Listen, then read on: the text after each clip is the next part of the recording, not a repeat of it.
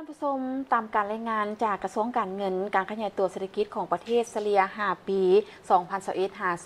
2025ได้ระดับ 4.24 ส่วนห้อยเงินเฟ้อลดลงในอัตรา1ตัวเลขประมาณ 8.8 ส่วนห้อยโดยรวมแล้วเสถียรภาพว่าเศรษฐกิจมหาภาคแม้นมีความมั่นเทียงกองประชุมสรุปเวียกงานการเงินประจำปี 2025และบางทิศทางแผนปี 2026ได้จัดขึ้นในวันที่29 หา 30 มกราคม 2026ที่หอประชุมแห่งชาติภายใต้การเป็นประธานของทานสันติภาพภูมิวิหารรัฐมนตรีกระทรวงการเงินมีบรรดาทานรองรัฐมนตรีหัวหน้าองค์การเทียบเท่ากระทรวงอ้อมข้างศูนย์กลางบรรดาทานประธานคณะกรรมการปกครองนครหลวงเวียงจันทร์แขวงทั่วประเทศเข้าร่วมท่านสันติภาพภูมิวิหารได้กล่าวว่ากองประชุมครั้งนี้มีความหมายความสำคัญเพื่อพร้อมกันสรุปติราคาคืนการจะตั้งปฏิบัติเรียกงานรอบด้านในระยะ1 ปีผ่านมาโดยลงเลิกคนขั้วและซอกวิธีแก้ไขปัญหาข้อคงค้างที่เกิดขึ้นพร้อมกันนั้นก็จะได้พร้อมกันนำเอาทิศทางแผนการและมาตรการที่ได้เอกภาพกันเพื่อนำไปพันขยายและจะตั้งปฏิบัติในปี 2026 ให้บรรลุตามจุดประสงค์และคาดหมายที่วางไว้การจะตั้งปฏิบัติแผนงบประมาณแห่งรัฐปี 2025 เป็นปีสุดท้ายของการจะตั้งปฏิบัติมติกองประชุมใหญ่ครั้งที่ 11 ของพรรคและแผนพัฒนาเศรษฐกิจสังคมแห่งชาติ 5 ปี ครั้งที่ 9 2021 หา 2025 ถึงว่าอยู่ในสภาพแวดล้อมสากลและภายในประเทศมีหลายด้านบ่เอื้ออำนวยให้แก่การสร้างสาพัฒนาประเทศของพวกเขาก็ตามแต่ย้อนความสู่ซนบุกปืนและการเชิดชูความเป็นเจ้าการความรับผิดชอบของคะแนนการอยู่ขั้นศูนย์กลางและท้องถิ่นภายใต้การนำพาชี้นำอย่างใกล้ชิดของกลุ่มการเมืองศูนย์กลางภาคและรัฐบาลเฮ็ดให้เศรษฐกิจของประเทศเฮาขยายตัวต่อเนื่องปี 2025 ในระดับ 4.8 ส่วนห้อยเฉลี่ย 5 ปี 2021 หา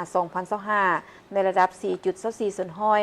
เงินเฟ้อลดลงในอัตรา1ตัวเลขประมาณ 8.8 ส่วนห้อยซึ่งโดยรวมแล้วเสถียรภาพทางด้านเศรษฐกิจมหาภาคแม้นมีความมั่นเทียงอัตราส่วนความทุกข์ยากลดลงตามคาดหมายที่กำหนดไว้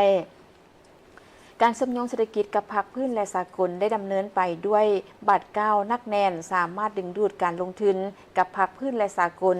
ได้ดำเนินไปด้วยบาทก้าวนักแน่นสามารถดึงดูดการลงทุนการร่วมมือการช่วยเหลือจากบรรดาประเทศและองค์การจัดตั้งสากลได้เป็นอย่างดีในโครงเขตการเงินการจัดตั้งปฏิบัติแผนงบประมาณแห่งรัฐมีผลสำเร็จหลายด้านดีพ้นเด่นเป็นพื้นฐานที่ดีสำหรับบาทก้าวขยายตัวในต่อหน้าทั้งยังไงก็ตามพวกเขายังเห็นว่ามีหลายด้านที่ต้องได้ปรับปรุงแก้ไขเพื่อให้เวียกงานการเงินงบประมาณแห่งรัฐเคลื่อนไหวได้อย่างคล่องตัวมีประสิทธิผลและสามารถตอบสนองความเรียกร้องต้องการของการพัฒนาในระยะใหม่และสิ่งท้าทายติดพันกับปัญหาด้านภูมิเศ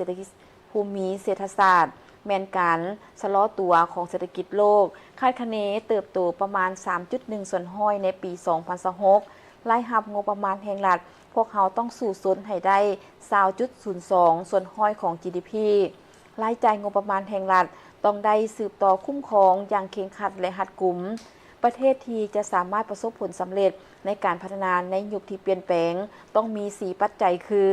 ระดับความเชื่อมั่นจากสากลในการเป็นทางเลือกด้านคู่ร่วมการค้าและการลงทุนมีเสถียรภาพและความเข้มแข็งทางด้านเศรษฐกิจและความสามารถปรับตัวได้ไวพร้อมกันนั้นฮอดปี 2035 ประเทศพวกเขาก็จะได้สู่ซนให้กลายเป็นประเทศที่มีรายรับปานกลางสูงต่อกับปัญหาดังกล่าวพวกเขาก็ต้องได้สู่ซนให้มีการเติบโตของเศรษฐกิจในระดับที่สูงเฉลี่ยแม่น6หา7ส่วนห้อยเพื่อให้พวกเขามีรายรับเฉลี่ยต่อหัวคนให้ได้ในระดับ 4,600 หา 5,000 ดอลลาร์สหรัฐต่อปี